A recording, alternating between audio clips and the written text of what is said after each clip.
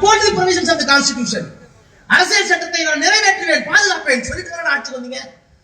ஆனால் வந்ததற்கு பிறகு மதசார்பற்ற நாடுன்னு அரசியல் சட்டத்தில் சொல்லப்பட்டிருப்பதை காப்புரிமை எடுத்துக்கொண்டதற்கு பிறகு, பிரமாணம் எடுத்துக்கொண்டதற்கு பிறகு இது இந்த நாடுன்னு அறிவிக்கிறானே, உன்னுடைய சபையில இருக்கின்ற உன்னுடைய அமைச்சரவையில் இருக்கிற அமைச்சர்கள் நீ கேட்க மாட்டியா? இது இந்த நாடு மட்டும்தானா? இஸ்லாமியர்கள் இல்லையா 15%? 4.5% கிறிஸ்தவர்கள் இல்லையா? இன்னும் கூட நான் வரலாற்றை குறிப்பிட விரும்புகிறேன். 1946 இங்கிலாந்தினுடைய பிரதமர் கிளமண்ட் அட்லி ஒரு முடிவுக்கு வந்து விட்டார்கள். காந்தியினுடைய அறப்போராட்டம் உச்சத்திற்கு வந்து விட்டது.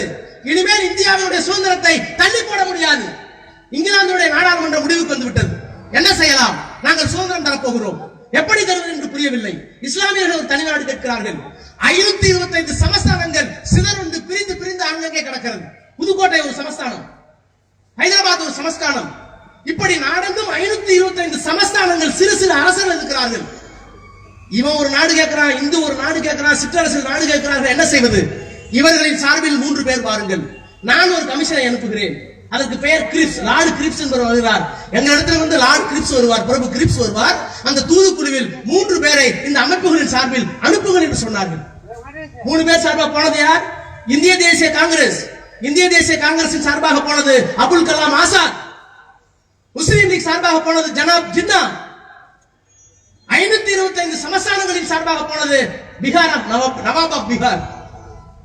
ஏன்னா இந்தியாவுக்கு சுதந்திரம் எப்படி கொடுக்கிறது வெள்ளக்காரன் கேட்டப்ப போய் இப்படித்தான் வழங்க வேண்டும் என்று சொன்னது 3 முஸ்லிமே தவிர அதில் ஒரு இந்து கூட இல்லை. இது வரலாறு. அப்படி வாங்கின சுதந்திர நாட்டில் இஸ்லாமியர்கள் இருக்கக்கூடாது என்றால் தீவிரவாதத்தை நாங்கள் ஏற்றுக்கொள்ளவில்லை. திராவிட முன்னேற்ற கழகம் ஜனநாயகத்தில் நம்பிக்கை உள்ள இயக்கம். கலைஞரின் தம்பிமார்கள் நேருவாக இருந்தாலும் ராஜாவாக இருந்தாலும் வன்முறைக்கு போக மாட்டோம். இஸ்லாமிய தீவிரவாதத்தை ஒடுக்குங்கள், இந்து பாசிசத்தை ஒடுக்குங்கள். ஆனால் அதன் பெயரிலே ஒரு மதம் இந்த மண்ணிலே இருக்கக்கூடாது என்று காழ்ப்புணர்ச்சியை கக்குவதென்றால் யார் ஏற்றுக்கொள்வது? அதைத்தான் நாங்கள் எதிர்க்கிறோம். அவ்வளவு மட்டும் நடந்துச்சு. இப்போ ஒரு சட்டம் போட்டாலே நில கையகப்படுத்தும் சட்டம்.